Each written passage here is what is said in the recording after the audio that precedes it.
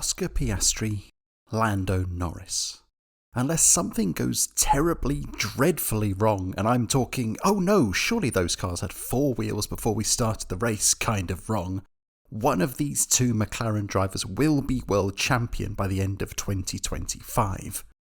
For the first time since the Hamilton-Rosberg-Mercedes days of yore, we're getting to witness a scintillating inter-team battle for the crown. In a sport where there is a proven track record to the strategy of having a clear number 1 and 2 driver within a team, prioritising all impetus behind the team's leader, it's always wonderful to witness a modus operandi that fully invokes the spirit of the sport. Equal drivers, equal machinery, equal opportunities, no team orders nonsense until it becomes absolutely necessary, not even a whisper to suggest Fernando is faster than you. If you're looking for those who have tapped into this method more than most, you would be hard-pressed to look past those at McLaren. So often in the past, all the way to our pulsating present, these Woking-based warriors have sought to have nothing but the 2 fastest drivers battling out in the fastest car in the field. As their old team principal Ron Dennis once quipped, "We want to be the best. And the only way of achieving this is by attracting the best people and the best drivers." As such, more than most, there have been some dazzling lineups going wheel to wheel within Ron's old team, bedecked in papaya, silver or smoking hot stripes. From the earliest days when team founder Bruce McLaren was joined by reigning world champion Denny Hulme, via Alain Prost being joined by the likes of Niki Lauda, Keke Rosberg and unforgettably Ayrton Senna, all the way to more modern iterations with Lewis Hamilton being paired with champions like Fernando Alonso and Jenson Button. It's a non-stop barrage of very talented, very fast, very successful teammates. Everyone has fond memories of the particular uber-talented McLaren pair they would have seen in their day.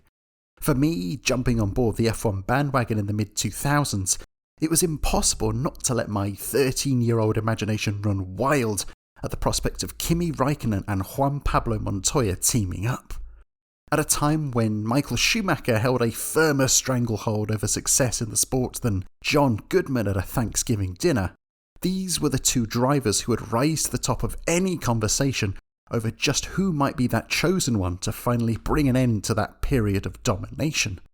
When the 2 joined forces at McLaren in 2005, it was arguably the first time since the end of the uncivil partnership of Senna and Prost that 2 of the sport's superstars would be within the same team. Who would come out on top in this battle of the polar opposites? The steely cool monosyllabic Iceman that was Kimi, or the fiery, passionate, heart-on-the-sleeves attitude of Juan Pablo? The mouth-watering prospect of seeing a pair of drivers of that pedigree going hammer and tongs at one another could not be more contrasted than the reality of their time together.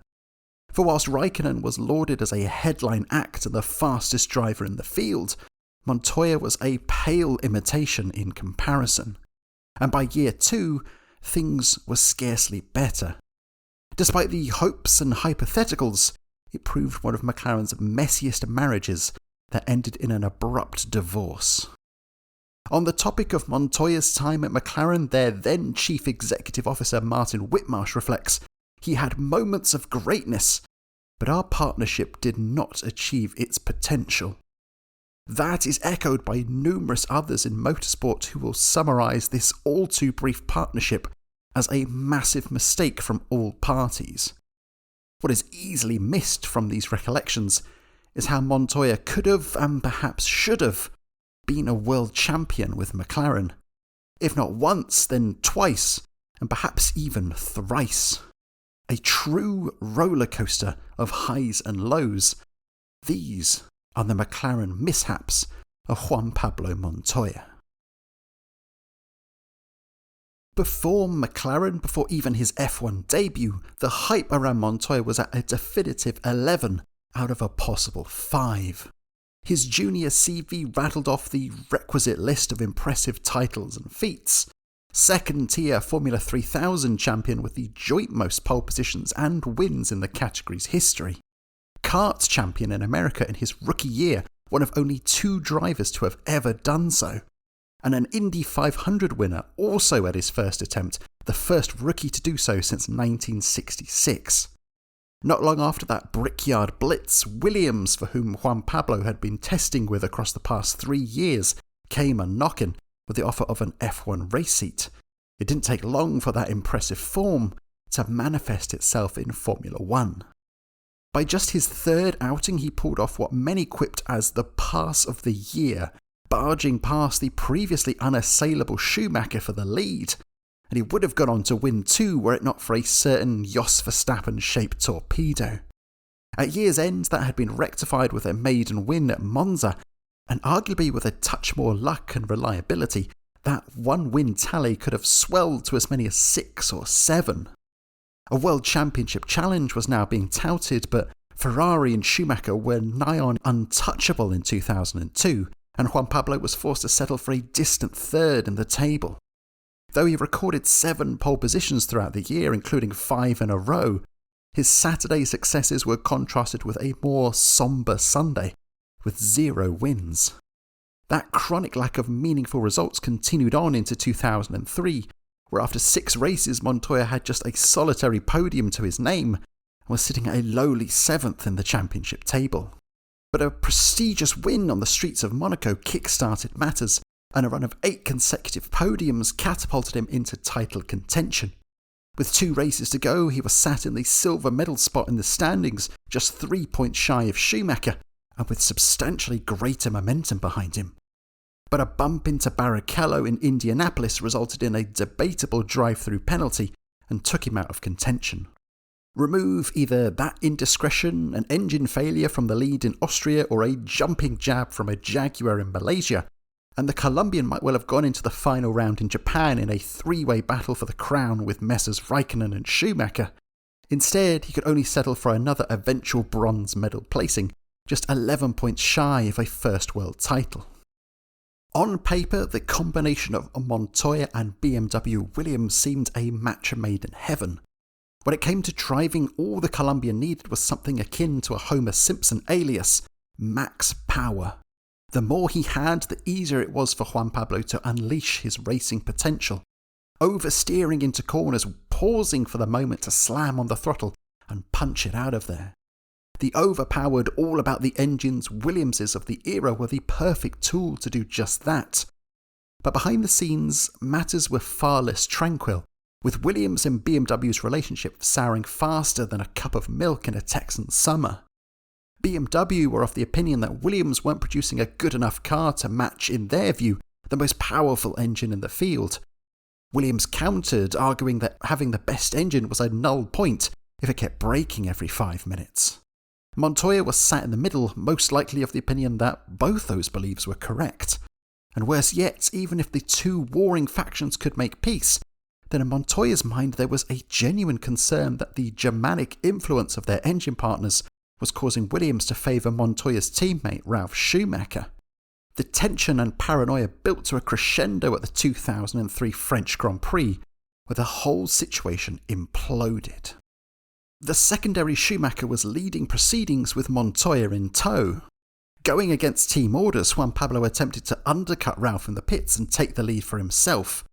The plan failed, and what followed was a radio row between team and driver with more expletives than even Max Verstappen could produce. Matters did not simmer down post-race, and by Sunday night, Montoya was instructing his manager to get him the HE double hockey sticks out of Williams. Given his supersonic soar into superstar status, Montoya's name was already in a regular repetition of links to other outfits.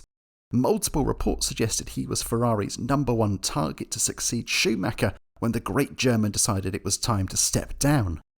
But the third of F1's big 3 of the era, McLaren Mercedes, always seemed a more likely option.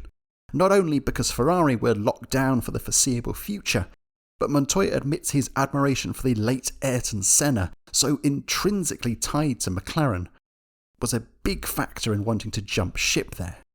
Thus, negotiations swiftly began in earnest between the 2 parties. A month later, hands were shaken and signatures squiggled, though it wasn't until the 17th of November when the official announcement of Montoya joining McLaren for 2005 became public. Part of the hold-up had been owing to plans to extract him from his Williams contract early for a 2004 switch. Williams, unsurprisingly, dug their heels in and shut that prospect down swiftly and firmly. Still, that just meant there was now a year's run-up for race fans around the world to look forward to the mouth-watering prospect of Montoya moseying into McLaren, not least Dennis and Montoya. The opportunity to sign a talent like Juan Pablo was too good to miss, said Ron. His career is still on the up and we believe he will be an even better racing driver in our team than he has been so far. Montoya's own quips followed a similar complimentary vein, with remarks like consistently strong contender, fantastic heritage, and great opportunity. An early start to the partnership proved to be a bullet dodged for Montoya. Though he found himself saddled with the infamously misguided walrus-nosed Williams in 2004, was still light years better than what those at McLaren suffered through, plagued by a year-long repeat of rotten and regular reliability woes. Instead, all eyes were turned onto 2005, where all signs pointed to a return to form for all involved. 1 year and 1 week after his signing confirmation, Montoya was in the cockpit of a McLaren for the first time for post-season testing in Barcelona, and probably went fastest of all that day. That soon became more and more of a regular occurrence, topping the timesheets at Jerez in December, Valencia in January, and then back at Jerez again in February, this time behind the wheel of his new Adrian Newey designed MP420, going half a second clear of his old Williams outfit. The Mercedes maladies of recent history had seemingly resolved themselves too, and better yet, Montoya was looking just as good out of the car as he was in it, having shed 6 kilos across the winter. McLaren are motivating me to do more and get more out of myself, boasted Juan Pablo. I'd never had that at Williams. Better yet, the ceiling to the car's performance looked impressively high, thanks in part to the team's annus horribilis the previous year. Having finished outside of the top 4 placings in the Constructors' Championship, McLaren were blessed with the slightly unfair advantage of access to a third car to run on Fridays to aid development, which in the hands of Pedro de la Rosa and Alex Wurz, arguably 2 of the sport's most quality test drivers, was a huge fillip. With all the positivity fluttering about the place, McLaren were being touted by most as the sternest challengers to perennial contenders Ferrari at the bare minimum. For plenty others, they were the clear favourites, and it was a matter of picking which of the 2 drivers would come out on top. For all the pre-season positive promise, the start of the year was as low-key as Thor's brother. No McLaren driver has ever won on their debut for the team, and Montoya was no exception to that statistic, coming home 6th in Australia, though Dennis insisted it could have been a second-place finish, but for a small excursion across the grass. That had been then followed by a particularly anonymous run to 4th in Malaysia, the result of which was head-scratching aplenty from all parties, as they attempted to fathom quite why this promising pairing hadn't clicked into gear yet. If in doubt though, you can always stick to the tried and tested method of just blaming the FIA for changing the regulations in a manner that hasn't favoured you. And McLaren weren't so much well-oiled as inefficiently watered when it came to juggling the new wave F1 that had surfaced in 2005, leaving them with an early deficit to overcome. Whilst F1 engines nowadays are limited to just 3 per driver per season, 2005 was F1's first stuttering steps towards cost-cutting and conservation, with engines now required to last across 2 race weekends. It was a technical challenge for all manufacturers to now toe the line between not just outright performance, but durability and reliability too, and for the infamously explosive Mercedes engines, that was a soul's-born level of tricky. According to Newey, it was a matter that took them the first 3 races to start getting on top of. More management methods would need to be extracted thanks to the banning of changing tyres at pit stops on the grounds that new, harder tyres would reduce grip, therefore reduce cornering speed and increase safety. It proved to be one of the FIA's more boneheaded moves and was scrapped by year's end, but in the meantime teams now had to tweak their setups to not only nurse their tyres across both qualifying and the race, but still extract performance from them. McLaren's initial approach had them erring too hard on the side of durability, and thus lacking 1-lap pace. Newey had concocted a solution for round 4 in Imola, and a more definitive package to follow, which would have been great for Montoya, had he been able to use it. Unfortunately, the burgeoning beginnings of his McLaren tenure were about to take a tumble in every sense of the word. When the number 10 McLaren rolled out of the garages at the season's third race in Bahrain, eagle-eyed viewers were quick to notice how Juan Pablo had inadvertently morphed into a figure akin to their test driver Della Rosa. Between races, Montoya had fractured his shoulder. The team announced this was due to a tennis injury. Paddock rumours whispered that actually, Montoya had fallen off a motorcycle. Whatever the cause, the symptom was an immediate halt to any starting momentum for Montoya, missing the testing of the new updates for the car, and a very difficult return schedule too. Whilst his recuperation lined him up for a return in 3 races' time at Monaco, a quirk of the qualifying system of the time meant a rushed return to the cockpit 1 race earlier than planned, still not fully recovered. This was the year before the more recognisable knockout system of modern-day F1 was introduced, and cars would politely head out one by one to set a lap time. The order in which they did so was the reverse of how the previous race had finished, meaning those that had either retired first or in Montoya's instance failed to start would be the first out on track. That would mean contending with a less grippy surface before more tyres would lay down some rubber, thus meaning slower lap times and often leaving these drivers mired around the lower end of the grid for Sunday. To do so on the overtaking unfriendly streets of Monte Carlo would have been a horrible handicap, and so a heavily injected Juan Pablo was carted out in Catalonia to mitigate that issue. Considering the braveness of his comeback, it was a rough return to proceedings on track, with a heavy Friday crash followed swiftly by a spin early on in the race. Despite all that, he still looked set for his first McLaren podium, only for the refueling rig to fail during his pit stop, prompting another unscheduled trip to the pits moments later. A final result of 7th was still a useful outing for that more optimal qualifying position. JP swiftly went and rendered that whole process as pointless as a second Alpine car in record time.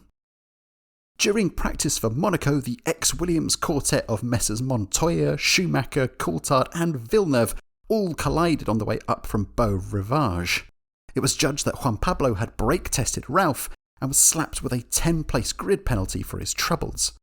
Though he protested his innocence, he was in the minority of 1 in that regard, and he only marginally unblotted his notebook with a decent recovery drive to 5th, just 0.2 shy of Alonso in front. McLaren's Martin Whitmarsh swore that given another couple of laps, his man would have gotten past, and that better times were right around the corner, stating, "The performance and the underlying pace are there." Instead, what Montoya found at the next corner, the first corner of the European Grand Prix to be precise, was a Mark Webber-shaped missile, which in Montoya's slightly exaggerated recollection, ripped half my car off. Though not quite that bad, the body damage did still limit his recovery prowess through the field once more, and 6th was the best he could manage on an afternoon where Juan Pablo was insisting to anyone who would listen that he could have won. It had been a messy start to matters, putting it more than lightly, and a return of 0 podiums, let alone wins, from his first 5 McLaren outings, with scarcely a glimpse of the swashbuckling style that had been seen from the Colombian across his time at Williams, was a very short return on what both fans and the team had been anticipating. What any driver needs to give them that little bit of chutzpah is a reaffirming return to the top of the rostrum, and when both Renaults conked out from the front in Canada, Juan Pablo looked in prime position to do exactly that, as he hit the front for the first time all year. With Raikkonen trailing and struggling with a steering issue, the two McLarens held position as an easy 1-2 looked on the cards. And then came one of the cock-ups of the century. Button had slammed into the wall at the final chicane, triggering a safety car. It was a no-brainer move to bring their man into the pits for a quick pit stop, and McLaren showcased those no brains when Montoya promptly jinked about the last chicane and carried on his merry way. Somehow his pit wall had missed the final confirmation to pit both cars, missed the safety car confirmation on the monitors, and missed the fact that no one had told their man to come into the pits. The net result was Juan Pablo being forced to come in a lap later and plummet down the order, that first McLaren win now gone, and with a faint prospect of another recovery drive to 4th at best being the sole reward. Except that didn't come to pass either, as Montoya red mist fully descended, failed to notice the mandatory stoplight as he left the pits, and within moments was swiftly disqualified. With another early start in qualifying for France and with an engine penalty setting Raikkonen back too, the two ran long early on and eventually settled into second and third respectively, with the Finn having jumped his teammate in the stops. But the F1 gods were determined to see Juan Pablo wait just a little bit longer for any modicum of success, and he pulled off with a hydraulic failure. Once more, Montoya was quick to insist that given his differing tyre strategy to Kimi, he could have nabbed that second place back before the end. 10 races down, and like me in a cocktail dress, the figures were less than flattering. It was the first time since Mark Blundell in 1995 that a McLaren driver had failed to score a podium in their first 10 races for the team, and that was with a car considerably more uncompetitive than the beast that had already scored Raikkonen 3 wins and could have arguably won several more. The Finn was already 39 points clear of his teammate in the standings and 5-2 up in qualifying head-to-heads. In terms of gulfs of performance, you'd likely have to go back to the McLaren messes of one Michael Andretti to find a similar sort of size. The issues laid within adjustments once more, but whereas the team were able to swiftly sort their problems with the car at the start of the year, it took Montoya a hell of a lot longer to wrap his brain around the McLaren. In his own words later down the line, "I hated that car. I did an installation lap and thought something was broken. I was shocked how different it was." The primary issue was the contrast of their two fire meets ice drivers, and the same level of contrast was reflected in their own driving styles. Newey has reflected on how different Montoya's driving techniques were compared to the likes of Raikkonen, De La Rosa, or predecessor Coulthard. Juan's natural style is to pick up a car and throw it around. Our car needed to be driven in a more reasonably smooth and tidy fashion. There can be little debate that when it comes to racing cars, they go fastest when pointing in a straight line, rather than oversteering or understeering into a corner. The McLaren would snap into position going into corners, which was perfect for someone like Kimi, but not at all ideal for his teammate who, like we've said, preferred that rotation of the car in the corner before stamping on the power. Slowly but surely though, Montoya had been working in tandem with the team to adapt the car to the point where it was usable for him. It took half the year, but by the time the Grand Prix circus rolled into Silverstone, things would finally be on the ascendancy. From his first top 3 start of the year, he leapt past front row starting Button. Now in hot pursuit of pole sitter Alonso, the pair headed into Beckett's, and the McLaren promptly swept past the Renault in a moment with the biggest balls on track at Silverstone until Ricciardo and Norris. For the first time all year, nothing went wrong, and Juan Pablo comfortably held Alonso at bay, en route to his first McLaren win. Sticklers will place some minor caveats around his success that day.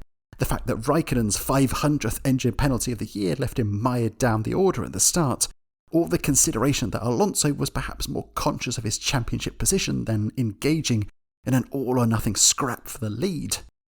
But a win was a win, and more than anything, it gave a welcome shot in the arm to Juan Pablo. "It's not over yet," he quipped. "Kimi and Fernando could take each other off in a couple of races, and then I'd be right back in it." The gap to the table-topping Renault was 51 points, and given the record for biggest deficit recovered, in old money at least, was the 52 points James Hunt clawed back over Niki Lauda in 1976, it was technically doable, but required a whole lot of things to go his way and a mistake-free approach from Juan Pablo for the remainder of the year. And, well, about that. What could have been a comeback story for the ages proved anything but. The remaining part of the season was nothing but a continuation of those cataclysms of should'ves for Juan Pablo. Feel free to drink along every time the word should've rears its head, but maybe consider a drink's choice of as low an alcohol content as you can find for your own health and safety. Split seconds across a season of millions and squillions can make or break a season. In another reality, Montoya's scintillating qualifying lap in Germany would have made a fantastic pole and prime spot to score back-to-back wins. In this one, all that promise was for naught when he binned it at the very last corner. As a wise man once said, to finish first you must finish your qualifying lap.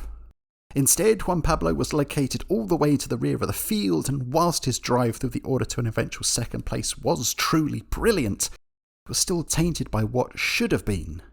"I screwed up, and it's that simple," he admitted. It should have then been a hat-trick of wins at the Hungaroring, where a long first stint and two-stop strategy were primed to leave him ahead of Raikkonen and Schumacher, both on three-stoppers by the end of everyone's last stops. Things were all geared up for a late-race McLaren showdown a la 2025, only for Montoya to pull off into the pits on lap 42 with a right-hand drive shaft failure.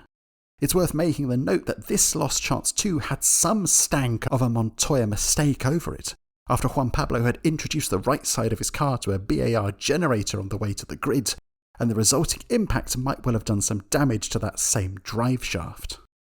There was more bumping and barging, this time with both objects of both the moving and stationary kind, across 4 of the final 6 races, which denied Montoya what should have been a bare minimum of a quartet of podiums.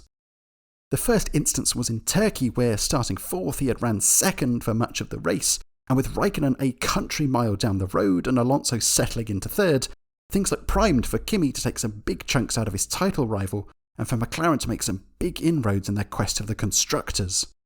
But with less than 3 laps to go, Juan Pablo collided with the Jordan of Thiago Monteiro whilst lapping the backmarker. Though fingers were pointed in both directions, it seemed irrelevant as Montoya was still ahead of Alonso, albeit with a less comfortable gap. But the clash had damaged his diffuser, and within a few corners, the Colombian sailed off track, and Fernando graciously accepted the invitation to take 2nd. Frustrating, but easily rectified. In Belgium, with just a handful of laps to go, the McLarens were once again running 1st and 2nd.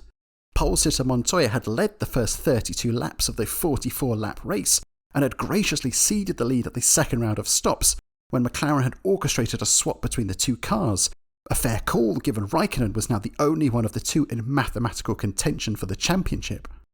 The wrinkle was that much of the race had been run on a track that was, as old-school Top Gear would put it, mildly moist, leaving most cars running on intermediates for much of the afternoon. By the day's end, the track was finally beginning to dry, and the first tentative steps were being made to switch to dry tyres. When Williams' Mark Webber did so on lap 38 and promptly went 10 seconds a lap faster, a few others followed suit, including teammate Antonio Pizzonia. With his newfound tyre advantage, the Brazilian swiftly came up to the back of Montoya, who had stuck with the intermediate tyres. Pizzonia went to unlap himself, an oblivious Montoya closed the door, and it was promptly good night from the pair of them. The monsoons of Japanese qualifying left him a lowly 18th on the grid, with Raikkonen right alongside him. But whilst Kimi soared through the field to record one of F1's most memorable victories, any hopes Montoya had of following his teammate through the order were put to bed on lap 1 when he tangled with Villeneuve. In a rinse and repeat of just about every other incident from Montoya and AN Other all year, blame was gesticulated in both directions, and Juan Pablo was insisting it could have been a McLaren 1-2 that day. And just because the year hadn't had enough misfortune, it all rounded up with one of the most bizarre incidents of all in China. Running 4th but looking good to jump Fisichella in the stops for a crack at the podium, there was movement elsewhere on track when a drain cover became dislodged. Giancarlo and Kimi missed it, the unsighted Juan Pablo, perhaps unsurprisingly, hit it, puncturing a tyre and snapping part of the car's side off. Whilst it wasn't enough to warrant a retirement, yet another engine problem later on was. Despite the overwhelming evidence to the contrary, the latter part of the year was not all doom and gloom. 2 more wins were added to his CV in Italy and Brazil, marking his most winningest season in Formula 1. Whilst the former was in part after Raikkonen spun his hopes away, the latter was the result of beating his teammate fair and square in their first genuine head-to-head battle all year. Journalists whispered that this one win could well mark a significant turning point within the team dynamic. And that would have been grave for Juan Pablo because the entirety of the year was not pretty reading for fans of the Colombian when comparing the two. Raikkonen had finished a runner-up in the standings, whilst further down the order in 4th behind even the stagnant Schumacher of 05 and only just ahead of the faltering Fisichella was Montoya. The gap between the two was 52 points, or if converted to the modern system for better context, 127. The same kind of gulf could be found in their qualifying results too. Going into 2005, Montoya had recorded 11 pole positions, 8 more than his new teammate, and second only to the mightiest of Michaels of the era. Yet he was left for dust against Raikkonen, with the head-to-head reading 12-5 in favour of the Finn. But as discussed, a large portion of that difference is down to a car better suited to the Iceman. And once Juan Pablo had cracked the code to extracting performance from the MP420 in Silverstone, he had been matching, if not beating, the Finn in the second half of the year. Divide the season in two from Montoya's maiden McLaren win, and you'll see that from Australia to France, Raikkonen had held a dominant advantage in the standings, with nearly triple his teammates' points. From Britain onwards, Kimi still outscored Juan Pablo 67-45, but that was with him suffering one retirement to the Colombians' 4. Install some better fortune onto those results, and Montoya would have racked up 10 consecutive podium finishes and been the highest scoring driver out of everyone across the latter part of the year. Given we're thinking of hypotheticals, now seems as good a time as any to delve into our favourite pastime of pondering what could have been for Montoya in 2005. We boasted quite proudly at the top that Juan Pablo could have, perhaps should have, been a world champion at McLaren, and I stand by that when you reflect back on how differently the year could have played out. Reflect on McLaren's 2005 and the overarching recollection will be of an unending torrent of rotten reliability for Raikkonen and a messy mix of mistakes from Montoya, capitalised with that hack, cough, tennis injury, wheeze, splutter. The result is no shortage of belief that Kimi should have won that world crown and that Juan Pablo is barely a consideration for what could have been, because any deficit between himself and that elusive crown was of his own doing. But dig into the details and witness just how much bad luck Montoya also suffered, and you can make a very compelling case that he could have been world champion that year and was denied it through little fault of his own. Of the year's 18 quote-unquote proper races, and yes, we're omitting the US non-event, Montoya was denied a healthy batch of points on 9 occasions, aka the flip of a coin, by matters either outside of his control or from incidents wherein he can only take part of the blame. Several podiums were lost, from the refuelling problems in Spain and the hydraulic failure in France, to unfortunate collisions with Messrs Montero, Villeneuve and manhole cover. The remaining 4 of those 9 moments would see potential wins fall by the wayside. The Webber-based attack in Europe, the team's pit stop blunders in Canada that arguably kick-started the chain of events leading to his eventual disqualification, the drive shaft failure in Hungary, and whilst another Williams battering ram took him out of what could have been second in Belgium, you have to feel that without any of the aforementioned misfortune dropping him down the standings, he's not swapping positions with Raikkonen that day. All that adds up to a grand total of 64 total points lost. It's an enormous swing that, if you amend the season results to correct these moments, leaves Montoya with 7 wins, more than any other driver. But it doesn't give him the championship. By a mere 2 points, Alonso pips it. So where to find those extra few points to swing it in favour of our protagonist? Well, we'd be somewhat deluded if we blindly claimed that Montoya was entirely blameless in this situation. There are some moments above that we can go back and forth across the argument over who is to blame for one or more of those careless clashes, but there are still some moments that are irrefutably Montoya mistakes and contribute to that pile of points lost. His trip across the grass in Australia that supposedly dropped him out of podium proceedings, the simultaneous bike/tennis tumble that took him out of 2 rounds and left him far from his best at resulting rounds, a boneheaded brake test in Monaco practice sending him to the back of the field, and that needless spin at the end of Germany qualifying that should have left him on pole and cantering to an easy win. Within there are enough lost points that, in conjunction with that poor reliability, could swing the title in favour of Montoya. Wrap this all up in a neat little bow, and in a mistake-free, sturdily reliable, perfect world, by Canada, Montoya would have been just 1 point behind Alonso. 5 races after that, with a win in Hungary, he would have been leading the championship. And not long after, by Brazil, Montoya could have won the race and the world title in one fell swoop. In the glaring light of the real world, though, he had fallen well short, comfortably beaten by the pair of Alonso and Raikkonen.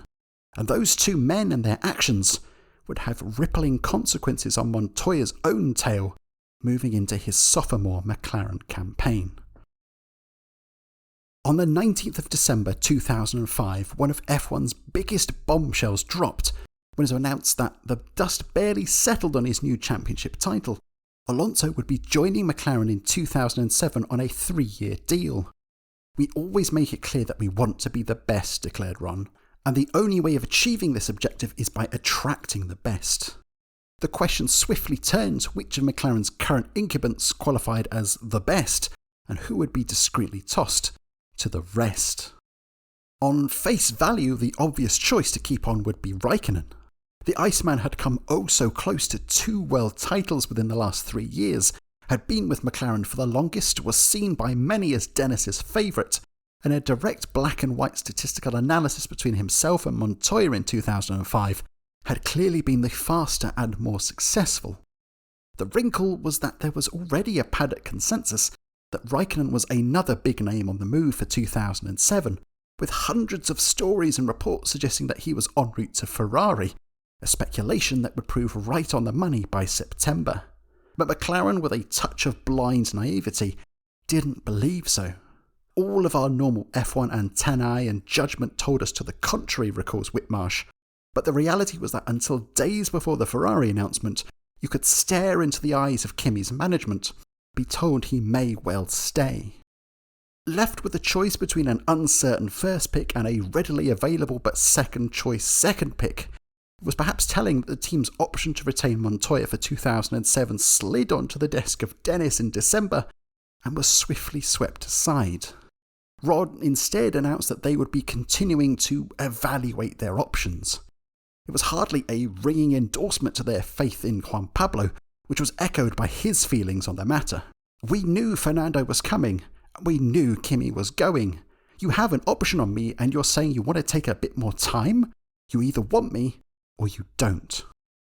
There can be little doubt that the signing of Alonso and the subsequent contract wrangles from McLaren would have destabilised Juan Pablo, especially when it later emerged that the discussions between Dennis and Alonso had commenced in Parc Ferme in Brazil, mere moments before Montoya strode out onto the podium to celebrate his win. You can argue that the best drivers do not allow such things to affect their motivations. Moreover, it fires them up with a determination to prove the doubters wrong and revel in the smugness, being able to proudly proclaim the most insufferable collection of 4 words, "I told you so." And maybe Montoya could have extracted some of those prove you wrong performances if he had an equivalent sort of machinery to the previous year. Though the new MP421 was a particularly shiny addition from McLaren's factory line of cars, there was plenty behind the scenes to put a fair amount of dulling upon that shimmering new paint job.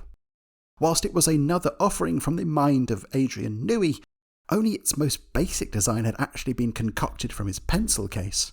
McLaren's Mercurial Man had jumped ship to the Red Bull-branded shores of Milton Keynes across the winter, leaving behind just a singular aero update and little else in the way of notes.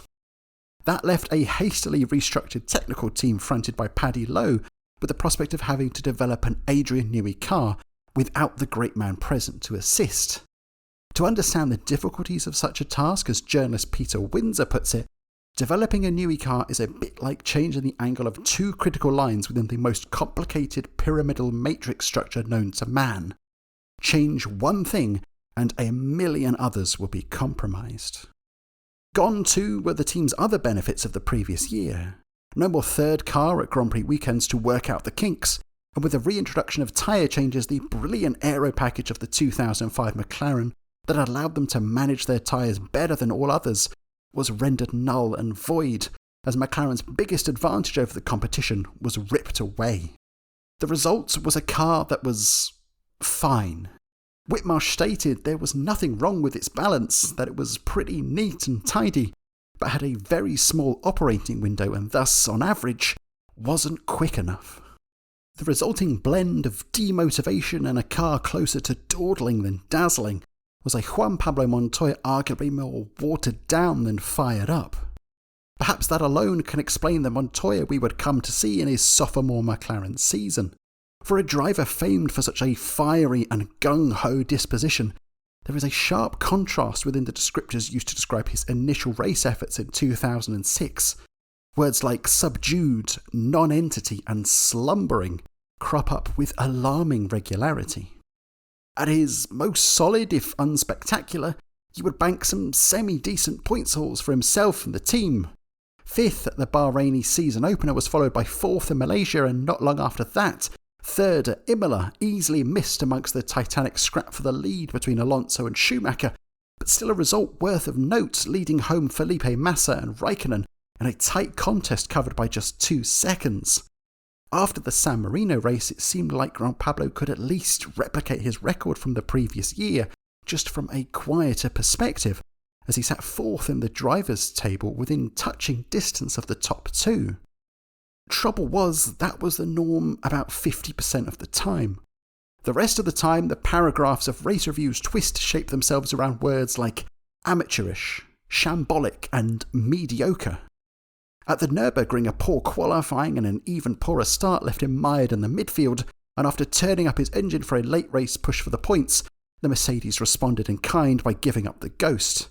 It was a copy-paste kind of job in Barcelona, though his lowly start that day was in part due to a fueling error from the team, but not even they could take the blame for a lazy spin just 17 laps into proceedings. Nowhere was the darker side of Montoya's 2006 efforts more at show than in Australia, where a pickup in speed had been indiscreetly joined by a turn-up in wildness too. He committed the rarely seen sin of spinning on the warm-up lap, and 46 laps later, there was another faux pas at the same corner when, pushing to catch Schumacher ahead, he ran over the curb and the jolt shut off his electronics. Post-race, Juan Pablo was telling anyone who would listen he could have finished on the podium, and had criticisms aplenty to share concerning Raikkonen's aggressive moves on him and the team's pit stop strategies. Like a combination of apples, sugar, butter and flour, the whole relationship was starting to crumble. It was a welcome sight to see him back on the podium in Monaco, but even a good result like that was tainted as much as the previous season had been by how much better Raikkonen had been and how relatively uncompetitive Montoya had been. Though Montoya claimed I could have won if things had gone our way, the fact of the matter was he had been the 4th of the 4 in the leading pack and unable to join the battle at the front between Raikkonen, Alonso and Webber. Were it not for those not named Fernando pulling off at the side of the road within quick succession, that's likely where he would have remained. Nowhere was the contrast between the previous year and this more obvious than at Silverstone. 12 months previously, Montoya had finally unlocked his McLaren potential with that daring overtake on Alonso at Beckett's and long overdue first McLaren victory. On this occasion, he could only muster a distant 6th, over a minute away from that top spot, in part hampered with some Villeneuve-based nudging on the first lap. In Canada, race reviews described him as an accident waiting to happen, tangling with, in the following order, Schumacher M, Rosberg N, Schumacher R, and finally Champion's Wall of. That had taken 13 laps to enact enough damage to drop him out of proceedings, and his efforts in the US would prove much faster. Knocked out in Q2, he approached race day with some words of wisdom that might even rival Will Buxton. When you start so far back, you have to race to make up places. Unfortunately for Juan Pablo, that racing went as far as just 2 corners the next day, when he promptly committed the ultimate faux pas, tangling with his teammate and taking both out on the spot.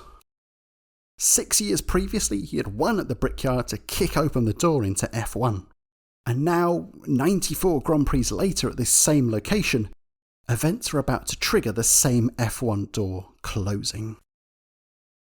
Montoya was fast approaching a career crossroad. Just shy of 31, in a period where most drivers were stopping in their mid-30s, his next contract might well have been his last. I had done everything I had to do, and I had achieved almost all the goals that I had, reflects Juan Pablo. I only needed to win a title, and I realised my chances were very small. The only realistic option to tick that goal off the bucket list was at McLaren, and reports at the time offered conflicting opinions over whether he would or wanted to stay there. If he did, then he had to convince McLaren with an upturn in performances in the latter half of the year, with Dennis shuffling his decision over his 2007 lineup back to the very end of the year. If he didn't, by his choice or otherwise, then the only vacancies he was linked with were at the budget-rich but results-poor pairing of Toyota and Red Bull. Neither were particularly appealing for Juan Pablo. I wanted to be in F1 for winning. I didn't want to just fill the grid. Luckily for him, a saviour came along in the form of old stomping partner Chip Ganassi, with whom he had enjoyed plenty of success stateside all those years ago. "How do you fancy tackling something like NASCAR with us?" Ganassi mooted. It was quite the left field option, but for the never-traditional Montoya, it was exactly what he needed. For a man who loved racing, loved winning, it was the ideal avenue. He could either have a few more years in F1 circulating in the mid-pack, or there was NASCAR, something new, fresh, a pure form of wheel-to-wheel racing, and one where he could and would race and win races for the next decade. Exactly 1 week after the US Grand Prix, Montoya announced he would be leaving F1 at the year's end to embark on this new adventure. Perhaps with the monkey of an uncertain future off his back, we would get to see a freer, nothing-to-lose attitude of JP in the second half of the year, not unlike the characteristics we had seen in his stunning start at Silverstone a year ago. But a certain team principle felt otherwise. 2 days later, McLaren released Montoya with immediate effect. With so many things happening in his life right now, he should take some time out of the car and prepare professionally and personally for the future, said Ron. Though there were whispers that McLaren had an option to call him back for a final few outings later on in the year, and he was supposedly courted by Toro Rosso for a seat there, that Turn 1 collision in Indianapolis would be the last time we ever saw Juan Pablo Montoya race at a Grand Prix weekend. There is little to discuss when it comes to any sort of what-if for Montoya in 2006, even if he had continued on for the whole season. If Raikkonen couldn't conjure a win up, it seems unlikely Montoya could have been the one to pull that particular rabbit out of a hat.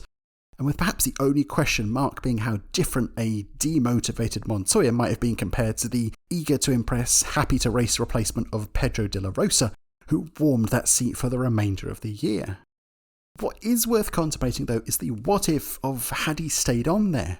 In that instance, there's the possibility of quite a wild shift from our own reality. There's no space for a baby-faced Lewis Hamilton for starters, meaning the sport's eventual GOAT could have started his journey much further down the pit lane than at McLaren. From Montoya's perspective, he would once again be in the best car in the field for not just 2007, but 2008 too. Could that have been another world title or two to be added to his CV? Or might it have just been the sequel to the relative gulf in performance seen between himself and Raikkonen the years prior? Montoya, perhaps unsurprisingly, has the self-belief to declare, "If I had stayed at McLaren for an extra year, I probably would have been a world champion." Others have a little less belief, pointing at the drop in power levels in the V8 era standing in stark contrast to that full-throttle, engine-rattling V10 period that Montoya was so at home with. Whether you're one to view such a prospect through a glass-half-full or glass-half-empty prospect, the truth is that there was never any realistic prospect of the Montoya-McLaren marriage lasting long enough to welcome in that brief window of success across 07 and 08, with the relationship already far too fractured to consider any such possibility. "I didn't want to stay at McLaren," admits Juan Pablo. "I knew they were going to be good, but I just didn't want to be part of it." The whole thing was a bit like getting up in the middle of the night for a comfort break and traipsing back to bed. All the right ingredients are there, but you just can't quite get comfy again. As it was for Juan Pablo, who never seemed fully settled within the McLaren garage, tossing and turning as he tried in vain to get comfortable. As documented, he was unhappy in the car from day one, to the point where any interviews with Montoya over the MP420 often result not just in a disappointment in it, but a full-blown hatred. "I just couldn't drive it," he says. Eventually, of course, he could, or at least at a higher level than the year began, but spending the best part of half a year figuring out how to do so left him on quite the back foot and with too much of a gap to recover from, no matter his chirpy belief in a title bid after Silverstone. We can only lament how matters would have been if he'd had the balance he was seeking from the start, not least Montoya, who reflects on comparison between the Williams and the McLaren. We were a second a lap faster than Williams the year, but it drove like when I would qualify 10th in the Williams. If we had the balance of the Williams on that car, we could have won by 2 laps. That is not the only relevant comparison between those two factions when it comes to unpicking Montoya's maladies. When asked in reflection to pick a favourite between the two outfits he'd called home, Juan Pablo answered, "I had a lot more fun at Williams because for me, the way they run McLaren is way too serious. A lot of people in F1 seem to forget that it's actually a sport. It's run way too much like a business." It would be easy to point at the wild contrast in personalities between Montoya and Dennis as a reason for Juan Pablo's discomfort there. After all, driver to Dennis differences had proved insurmountable in previous mustachioed McLaren mistakes, and there was always a capacity for those sparks to fly again with this pair. As Montoya put it, the mechanics and the people I dealt with day to day were great. A little higher up, it was a bit difficult. Though some might say it would have been a little easier, were it not for some early antics in the partnership. Whether it was from serving an ace or simply falling on his ace, the early shoulder-snapping injury Juan Pablo sustained had huge ramifications on the remainder of his career. Yes, he was denied time in the car, missed key upgrades, lost any beginning momentum, might well have got on top of the car faster without it. But it also instilled a simmering distrust from Dennis, who echoes those thoughts on Montoya's discomfort. I felt he'd become disenchanted with F1 as a whole, and that he was therefore uncomfortable in our team. Most of that disenchantment was a result from his early season accident in 2005. He never really got the right mindset back after that. That might go some way to explaining Ron's reluctance at keeping him there for 2007, and the resulting demotivated performances Montoya stumbled along with throughout part of 2006. Yet despite it all, there's still that lingering argument that in the right circumstances, Montoya and McLaren could have met both their expectations and celebrated a world championship together. I appreciate that this is an argument taken with not so much a pinch but a fistful of salt, and a glass if not half full then entirely overflowing. That with enough fiddling around with statistics and results, we can probably find a way to make Narain Carter-Kayan the 2005 F1 world champion. When we apply that same rose-tinted, picture-perfect lens onto Kimi Raikkonen's year, we can skyrocket his points tally to a theoretical 173, which perhaps further showcases the advantage the Finn had over his new teammate. But I think the main takeaway from this hypothetical is that there is a frankly enormous 81-point swing between the scenario that is fact and the one that is fiction. And arguably only 17 of those points lost are down to a circumstance that we can 100% confidently lay at the feet of Juan Pablo Montoya. The rest is a cacophony of mechanical maladies, clumsy clatters from his cohorts, and even 50-50 instances like Canada, where that raging disqualification was fueled by McLaren's own mistakes. Would Juan Pablo Montoya have been a more deserving world champion in 2005 than, say, Raikkonen or Alonso? Probably not. But he could have been a world champion. And at the end of the day, that's what shows up in black and white in the history books. Trouble is, for all that we can manipulate of the past, we cannot change the man himself. You might ask why you would want to, a man with a CV containing fabulous overtakes, rapid speed, and whose manner behind the wheel echoed the oversteering, power-sliding legends of the past. Let me answer that by reading this paragraph concerning Juan Pablo in F1 Racing's list of the 50 quickest drivers ever from January 2007. In it, Montoya ranks 25th, ahead of champions like Andretti, Scheckter, and Surtees. But that lofty ranking is where the niceties stop. Was there ever a more cut and dried case of God-given talent wasting itself through lack of application? Montoya never won a championship because he couldn't be bothered to sort his head out. His heart, his balls, his outright speed were always there. But his was a freakish gift never properly exploited, to the eternal frustration of us all. It is a sentiment echoed by numerous others in the business. Take long-standing journalist Mark Hughes, who states that when it came to Montoya, there was no digging deep, no deep analysis, no working through the problem to reach a higher level. In F1, he never made the final step. He didn't even acknowledge there was one to make, which is why he fell down. We can point fingers at the car, the environment, the mistakes made. We can attempt to rewrite history. But as fast and as talented as Juan Pablo Montoya was, it was that 1% missing beyond raw, natural ability that really denied him a world championship.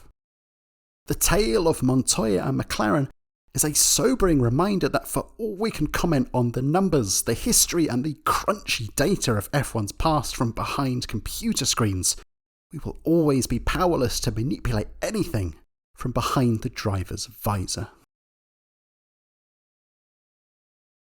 Hey, thanks for watching. If you like this video, consider pulling into the pit box of my channel, bolting on the tyres of hitting that subscribe button, and tearing off the fresh visor of hitting the like button. I've had word from the pit wall that it's the best strategy available for you.